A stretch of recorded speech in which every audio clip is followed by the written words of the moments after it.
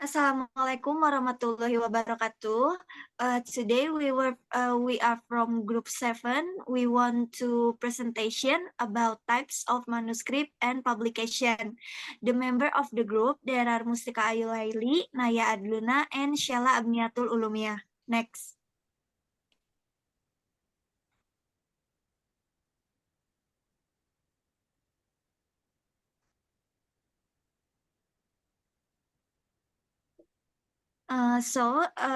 The material that we will discuss, there are two material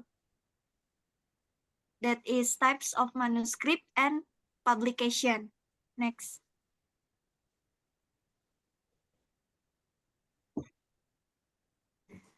The first material was manuscript.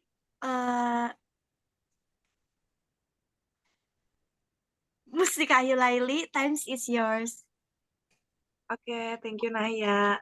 So before we move to the types of manuscript, I will explain it about what is the manuscript first. So the manuscript is generally defined as a story outlining a sequence of scenes, places, circumstance, and the dialogue arranged in the context of a dramatic structure for reference in the production process. Jadi, manuskrip itu juga, dengan kata kayak manuskrip itu adalah sebuah dokumen yang, diciptakan oleh manusia, baik itu sebuah, tulisan yang ditulis maupun diketik. Nah, naskah ini itu ada banyak macam jenisnya, yang akan malam ini kita jelaskan. Dan naskah itu ada, 12 tipe jenis naskah. Nah, dari jenis-jenis ini itu tentu aja ada ketentuannya tersendiri dalam proses pengeditannya. So, apa aja sih dan bagaimana aja sih caranya? Next.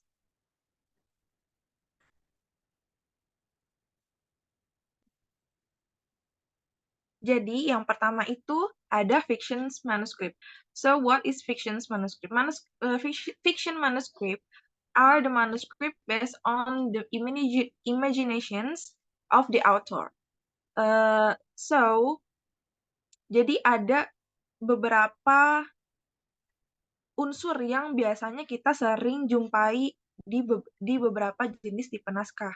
Nah, naskah fiksi ini tuh sebenarnya apa sih? Sebenarnya naskah fiksi itu adalah sebuah naskah yang ditulis oleh penulisnya berdasarkan imajinasi mereka. Nah, biasanya naskah-naskah ini tuh berisikan, yang paling common kita sering temui itu cerita tentang fantasi, cerita anak-anak, remaja, fiksi dewasa, dan lain sebagainya.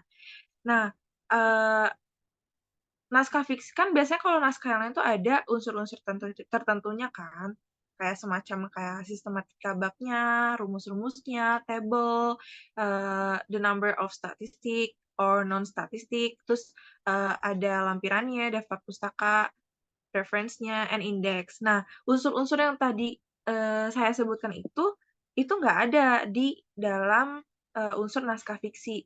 Oleh sebab itu, naskah fiksi harus disunting lebih sedikit dibandingkan naskah-naskah yang lain, karena naskah fiksi ini nggak mengandung banyak unsur yang tadi, elemen-elemen yang tadi, dibandingkan dengan naskah yang lain. Nah, ini tuh ada perhatiannya tersendiri untuk naskah fiksi. Kalau ngedit naskah fiksi itu, we have to kayak ngelihat nih apakah the sentence is right or not, terus the sentence can be understanding to the audience or not. We have to pay attention for that. And kayak kalimatnya itu naskah-naskahnya itu tuh mengandung sara nggak, terus bisa bisa diterapkan juga nggak kalau ini naskah-naskah tersebut tuh terhadap anak-anak terlebih khususnya, karena mereka kan masih dan tumbuh kembang, terus mereka harus memproses kata-kata yang emang sesuai dengan umurnya dan tidak boleh melebihi dari batasan itu gitu. Next.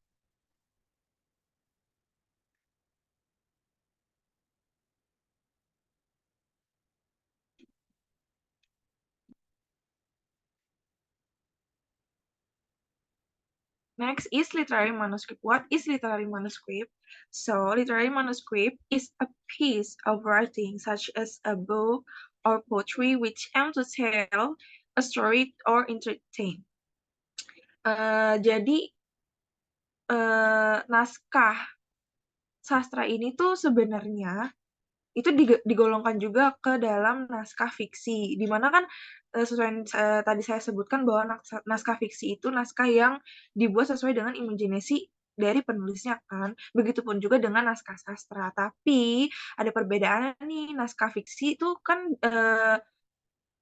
biasanya cerita-ceritanya tentang ya dongeng gitu-gitu kan. Nah, naskah fiksi yang sebelumnya disebutkan tadi itu tuh nggak dikategorikan sebagai naskah sastra. Kenapa? Biasanya naskah sastra itu berisikan tentang kata-kata yang implisit dan harus dipilih kata-kata itu dipilih sama autornya gitu untuk membangun sebuah keestetikaan. Nah, dengan unsur keestetikan ini kayak contohnya kayak dari puisi, prose, drama, novel, and so on, itu harus diperhatikan terkait pengeditannya, cara pas waktu kita sebagai editor nih harus memperhatikan apa sih yang harus diperhatikan.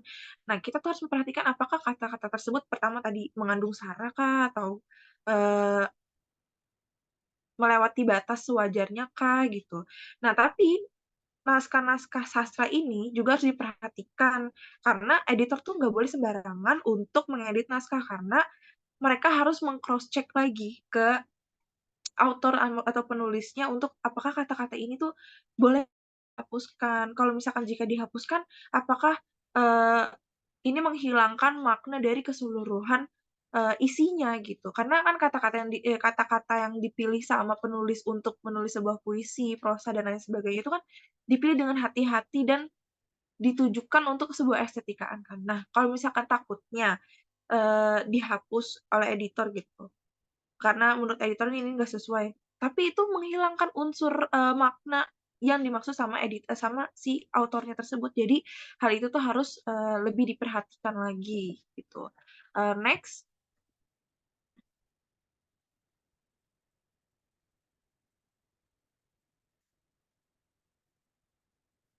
So the next is schoolbook manuscript. Schoolbook man schoolbook manuscript or a textbooks are different from general books like fiction books or literary books. So actually schoolbook itu tuh punya konten yang harus diperhatikan. First is content educational values or elements. The second is accordance with the curriculum and applicable teaching program outlines. And the third is the contents and the materials can be scientifically justified. And the last is presented in a good and a correct language. Jadi, editor itu harus memperhatikan unsur-unsur yang tadi saya sudah sebutkan, di mana mereka itu harus melihat apakah isi dari buku-buku tersebut tuh mengandung unsur pendidikan atau enggak, gitu. Terus sesuai dengan kurikulum dan garis-garis besar program pengajaran. Nah, hal ini tuh harus diperhatikan karena kalau misalkan buku untuk sekolah kan harus disesuaikan dengan grade-nya kan. Oleh sebab itu, ini harus disesuaikan kalau ini untuk grade segini, di umur segini tuh kata-katanya harus yang seperti ini dan mudah untuk dimengerti sama murid-muridnya. Terus, isi bukunya tuh juga harus dapat dipertanggungjawabkan sama penulisnya ataupun autornya. Yang mana hal ini kalau misalkan kayak ada kata-kata yang kurang baik bagi anak-anak ya, mereka nanti bisa mengalami kesalahpahaman atau, eee, mereka jadi, keluar dari jalur buku tersebut, dari materinya gitu. Terus juga harus disajikan dengan bahasa yang baik dan benar. Kalau misalkan ada bahasa-bahasa yang, nggak benar kayak atau salah penulisan, ya itu kan bisa menyebabkan, eee, para murid itu salah paham tentang isinya, terus kayak kekeliruan, mereka jadi bingung sendiri gitu kan.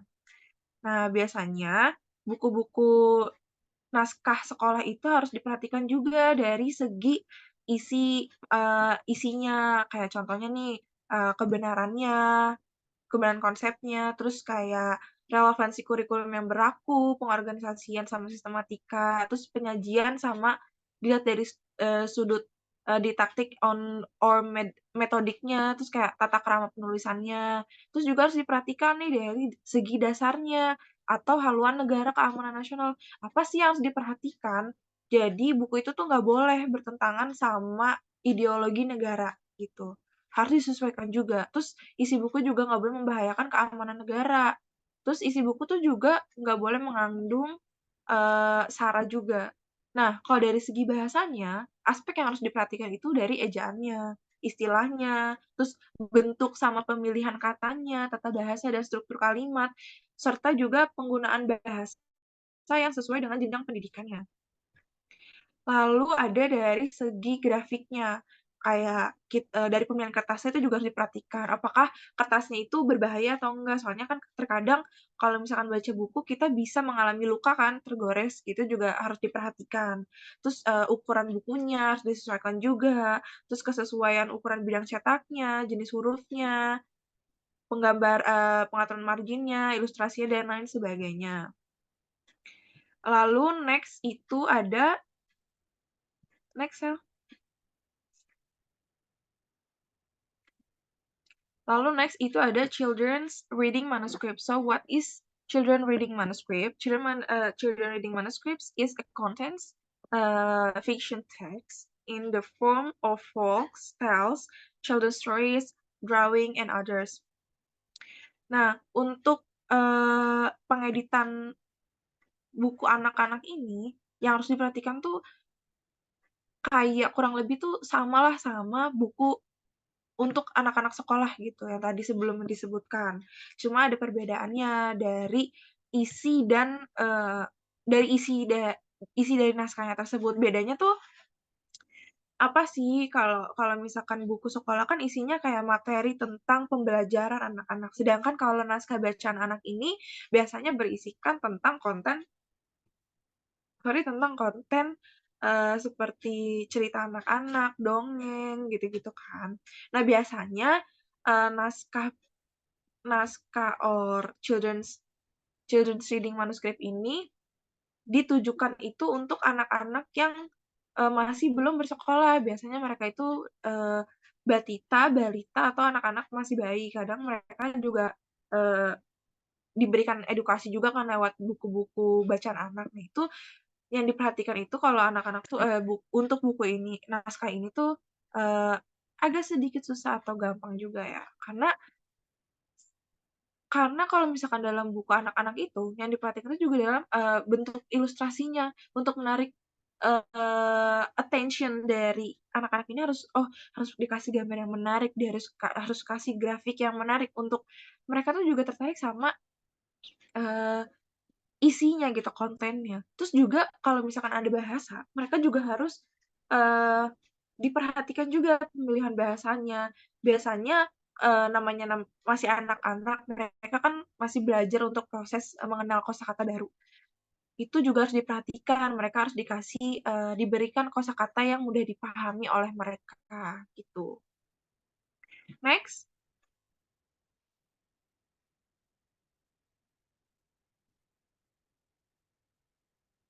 Next itu ada college manuscript. So, college manuscripts are the manuscript that don't have uniform curriculum unlike school books manuscript. Nah, kalau manuskrip untuk college ini itu berbeda dari buku untuk anak-anak sekolah.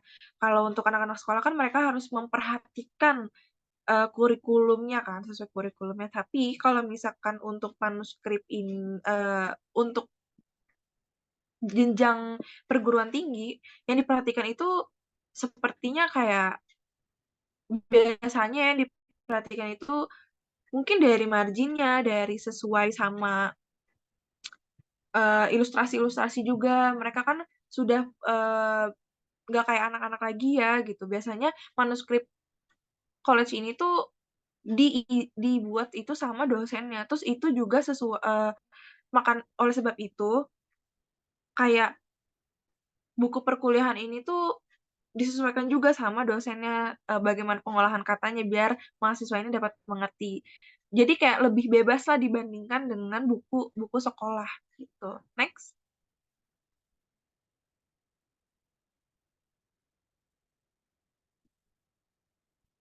Next, ada music manuscript.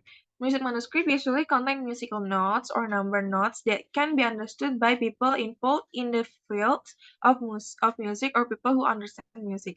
So, jadi kalau ketika kita uh, sebagai editor nih, terus kita mengedit naskah musik. Nah, lebih baik pemilihan editor ini itu harus yang mengerti musik. Kenapa sih harus yang kayak gitu? Karena eh, seperti yang kalian tahu, belajar musik itu yang diperhatikan notes-notes balok gitu-gitu kan. Nah, itu tuh biasanya hanya dimengerti oleh orang-orang yang mengerti musik. Terus kalau misalnya ada kesalahan, mereka tuh jadi oh ya udahlah, seenggaknya saya nih sudah ada kalau misalkan dia udah nanya ke penulisnya gitu ya, penciptanya. Mereka udah tahu kayak misalkan di notes G, oh ini bukan notes G, ini harusnya note C gitu. Nah, itu mereka mengerti gitu. Jadi lebih baik ini tuh harus diperhatikan sama di pemilihan editornya tuh lebih baik yang mengerti musik. Terus juga kadang kan apa sih kayak naskah musik itu bukan tentang sebuah notes gitu kan. Nah, ada number-number juga kayak nomor-nomor gitu. Nah, numbernya ini juga harus diperhatikan. Mereka tuh hanya orang-orang yang mengerti musik aja nih yang mengerti. Next, materi selanjutnya will be presented by Sela. Sela, time is yours.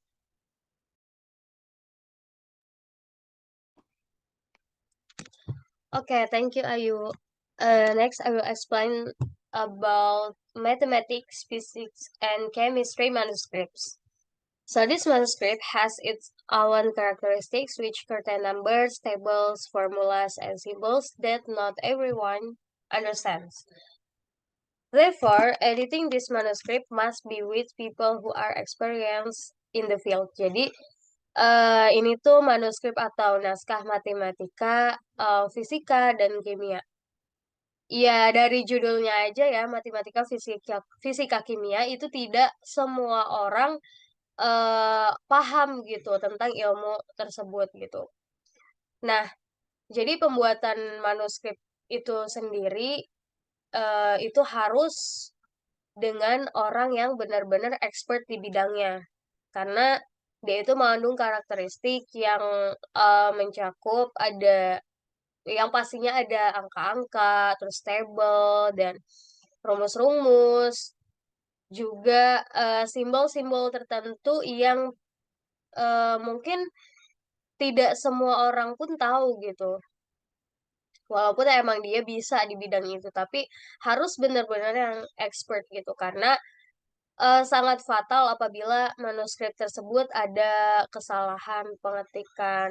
Walaupun itu ya cuman satu simbol yang typo misalkan, itu akan fatal untuk para pembacanya, akan menimbulkan kesalahpahaman gitu.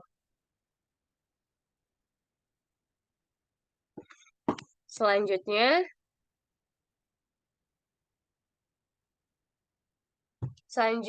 yaitu nah ini apa namanya rules untuk menulis manuskrip tersebut. Jadi ada rules tertentu, yaitu yang pertama dalam penulisan formula atau rumusnya. In writing formulas, editors need to pay attention to the rank and index. So, editor itu harus benar-benar memperhatikan rank dari rumus tersebut. Kayak contohnya itu rumus dari Pythagoras, A2 plus B2 sama dengan C2. Nah, tidak seperti yang di bawah. Jadi, A2-2-nya itu besar ya, duanya itu di bawah. Bukan yang di atas, bukan yang 2 kecil pangkat 2 atas, tapi A-nya, 2-nya itu yang di bawah, yang 2 kecil di bawah. Nah, itu yang benar. Bukan dengan A pangkat 2, yang 2 kecil di atas letaknya. Nah, itu yang salah. Jadi, peletakan angka pun harus benar-benar diperhatikan gitu. Nomor 2 yaitu Formula of Chemistry. Jadi ada rumus tentang kimia yang H2O itu yang seharusnya yang betulnya seperti ini gitu. Jadi kalau misalkan O-nya kecil bukannya O besar, nah itu salah gitu. So the fault lines as the fraction sign cannot be replaced with a slash because the result will be different. Jadi ya tanda-tanda apapun, simbol apapun itu tidak bisa diganti dengan simbol yang lainnya. Kalau emang ya tandanya pangkat 2 ya 2. Kalau misalkan H ya H, nggak bisa. Kalau misalkan H besar, ya udah H besar, nggak bisa ditulis dengan H kecil walaupun emang hurufnya sama gitu. Terus kayak misalkan 1/2. Nah, itu nggak bisa diganti jadi kayak garis miring gitu, 1/2. Walaupun emang kalau dibaca itu kayak sama gitu, sama-sama per, cuman maknanya beda gitu. Dan hasilnya pun nanti akan beda. Terus yang selanjutnya indeks, contohnya kayak C1 sama dengan 5 cm, C2 sama dengan 9 cm. The opposite of the formula, numbers are written smaller than downwards. Example, AX, BY, ATC. Nah, jadi kalau penulisan apa namanya simbol untuk misalkan ini kan untuk yang aljabar kayak A, ada AX, ada BY. Nah, itu number are written smaller than downwards. Jadi angkanya itu lebih kecil daripada si simbol ini. Kayak misalkan X1. Jadi satunya itu lebih kecil daripada X gitu. Next.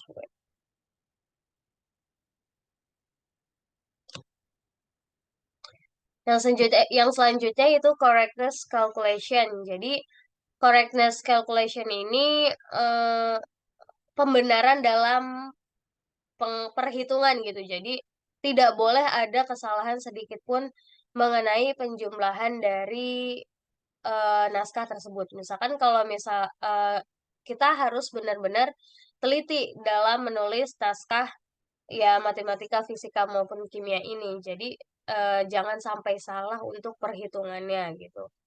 Terus yang B, writing the symbols. Printing provide symbols such as alpha, beta, gamma. Nah, cara penulisan simbol pun harus benar. Jadi kayak ada, kan kalau simbol-simbol, apa namanya, simbol-simbol matematika tuh ada kayak tan, cos tan, terus kalau misalkan fisika itu ada alfa, beta, gamma, dan simbol yang lainnya gitu yang kita belum ketahui. Nah, itu semua tidak boleh salah gitu. Jadi editor ini harus kreatif. Jadi kalau misalkan secara manual, kemungkinan besar akan banyak kesalahan atau typo gitu. Jadi dia harus kreatif bagaimana caranya di dalam komputer dia itu ada program yang memfasilitasi untuk penulisan simbol-simbol tersebut gitu secara otomatis gitu. Agar meminimalisir kesalahan. Tetap aja di akhirnya itu harus tetap dicek teliti ya, walaupun sudah pakai program dari komputer itu sendiri gitu. Selanjutnya itu writing numbers and letters. In calculation questions, numbers should not be changed with letter except at the beginning of sentence. Jadi, cara penulisan angka dan huruf gitu. Dalam penjumlahan, dalam apa namanya soal penjumlahan, number atau nomor itu tidak bisa diganti dengan huruf. Misalkan kalau 2 tambah 2 sama dengan 4. Jadi tetap semua ditulis dengan angka. Bukan 2 dengan Latin. 2 tambah DUA sama dengan 4 EMPAT. Tapi tetap ditulis dengan angka. Kecuali dia apa namanya angka tersebut di awal sentence. Kayak misalkan soal cerita. 2 jeruk dibeli oleh ibu. Nah, itu boleh apa namanya diganti dengan letter atau dengan huruf gitu. Selanjutnya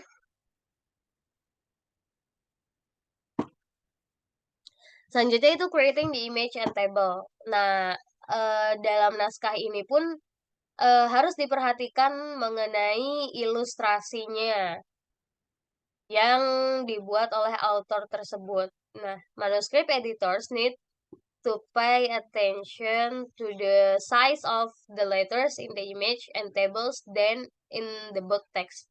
This is intended to clarify the differences. Jadi, selain dari author itu sendiri, jadi ilustrasinya harus dicek kembali dari referensi yang dia pakai gitu. Apakah benar, tepat, atau kurang tepat. Nah, itu perlu dibenarkan kembali gitu. Yang selanjutnya itu biology manuscripts. Biology manuscript itu mengenai naskah biologi.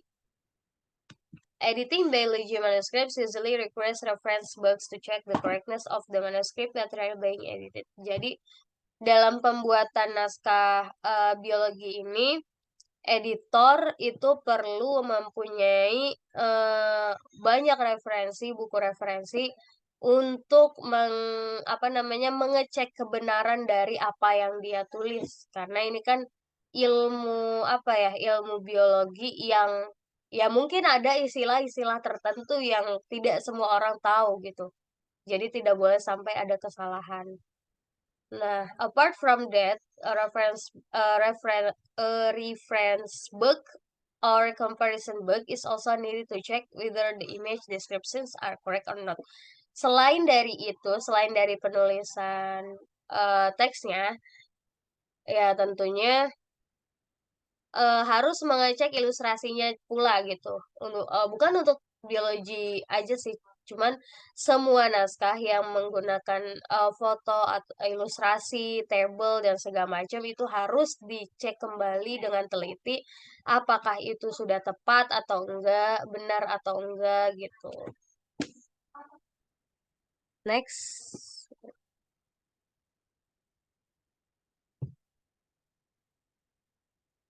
Selanjutnya itu dictionary manuscript. Dictionary yaitu naskah kamus atau pembuatan kamus ya.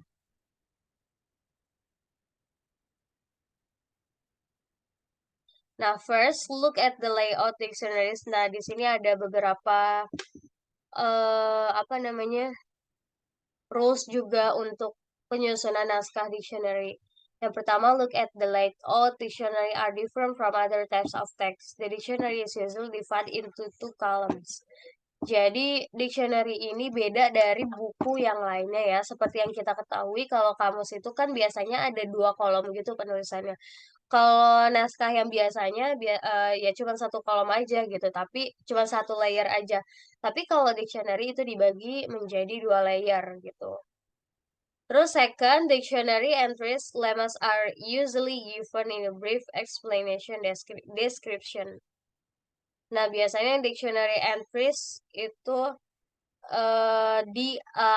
ditaruh di awal. Jadi kayak kata yang ingin kita cari, misalkan kayak bug itu ditaruh di awal kata gitu sebelum explanation dari yang lainnya gitu, sebelum ada penjelasan itu artinya apa, terus itu masuk ke kelas kata apa gitu dan contohnya bagaimana.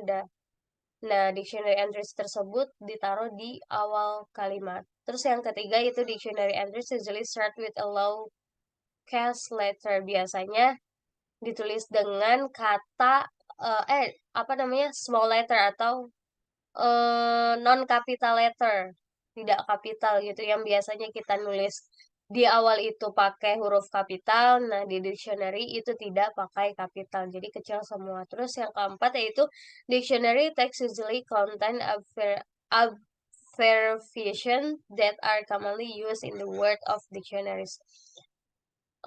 Jadi yang keempat itu teks dalam dictionary itu mengandung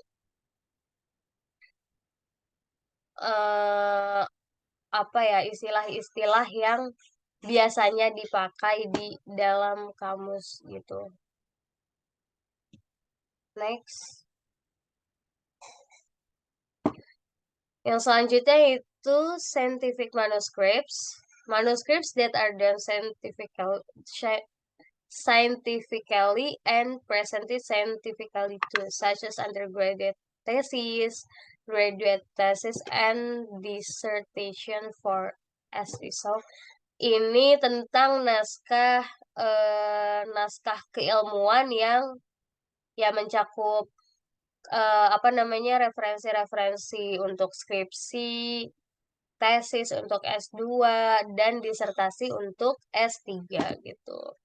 Nah, biasanya ini ditulis oleh penulis itu sendiri gitu. Jadi, ya dari penulis skripsi itu sendiri, tidak dioper ke yang lain gitu. Kalau misalkan skripsi si penulisnya A, ya dia yang menerbitkan sendiri gitu. Jadi tidak dengan editor yang lainnya.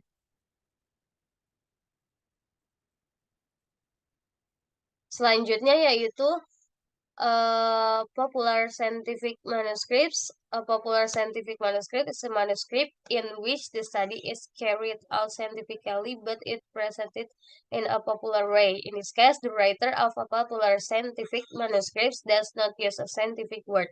Instead, use the popular word that are understood by common people. Jadi, ini hampir sama dengan yang tadi, scientific manuscript, tapi ini lebih popularnya gitu. Jadi, lebih common dari penggunaan bahasanya, dari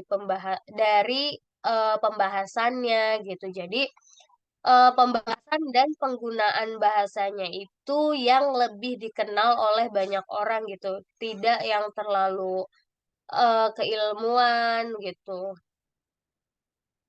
Jadi bahasanya itu lebih mudah dipahami oleh semua kalangan gitu, lebih disederhanakan. Selanjutnya yaitu translated manuscripts. Ini adalah naskah penerjemahan. Nah, jadi it has been a long time Indonesian publishers have actually published translate books, both science and fiction books. Jadi Indonesia sudah mempublish banyak buku terjemahan gitu. Entah itu dari keilmuan atau fiksi. Nah, buku-buku itu kebanyakan diterjemahkan di Indonesia, yaitu dari Inggris ke Indonesia, Jepang ke Indonesia, Jerman ke Indonesia, terus Prancis, Arabic, Korean gitu. Jadi banyak gitu yang ditranslate ke dalam bahasa Indonesia, tapi tentu aja ada beberapa buku atau salah satu novel yang dari bahasa Inggris tidak ada bahasa Indonesianya. Itu tergantung si penulis apakah dia mau mentranslate novel tersebut ke bahasa Indonesia atau tidak gitu. Mungkin ya itu tersedia sangat terbatas gitu. Dan target pembacanya beda gitu. Tidak untuk semua kalangan, tapi ya untuk orang-orang tertentu mungkin. Because the books most often translate from English, it is appropriate for translation manuscript editors to know and comprehend English well. Jadi karena mostly ini penerjemahan buku itu dari bahasa Inggris ke Indonesia, ke Jerman, ke Prancis, dan yang lainnya. Jadi editornya pun dituntut untuk expert dalam bahasa Inggris tersebut gitu. Ya at least dia paham tentang bahasa Inggrisnya. Tidak terlalu paham untuk bahasa Prancisnya, it's okay. Itu bisa bisa dialihkan ke editor yang lainnya gitu. At least dia bisa menerjemahkan dari bahasa Inggris ke Indonesia dulu. Setelah itu baru ditranslate lagi ke bahasa yang lainnya gitu. Meminimalisir kesalahpahaman. Selanjutnya,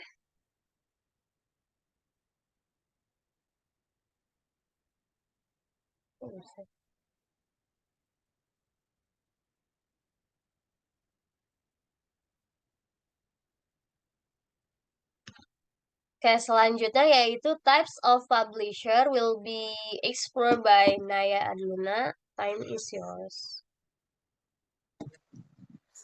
Okay, now we going to the next material that is types of publisher. Next.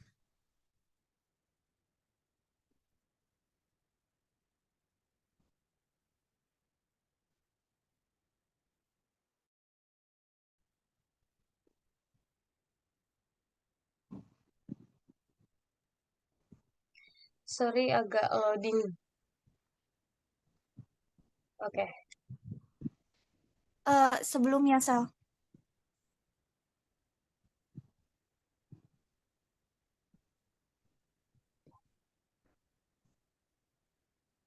This is one. Setelah ini langsung ini. Yang the definition of the publisher-nya. Oh, mungkin ini ada apa namanya kesalahan pengeditan ya. Jadi bisa di ini aja. Oh, oke. Jadi kita review sedikit dulu ya, definition dari publisher itu apa. Jadi publisher itu adalah lembaga yang menerbitkan buku kita. Bukan buku kita sih, lebih tepatnya buku dari para si editor yang mau menerbitkan buku mereka. Nah, publisher ini hanya sebagai lembaga yang membantu untuk menerbitkan bukunya. Bukan berarti si publisher ini bertanggung jawab atas kebenaran dari si buku tersebut atau kebenaran teks dari si editornya atau juga masuk ke dalam book selling. Jadi publisher itu lebih ke lembaga yang membantu seorang penulis untuk menerbitkan buku mereka. Nah, jadi publisher ini mempunyai beberapa jenis dari publisher ini. Nah, yang pertama itu ada major publisher. Nah, major publisher are publishers that have a national reach. Usually, books published by major publisher are books that will be marketed nationally with one printing. The book title is immediately printed in large quantities for distribution. Jadi, kalau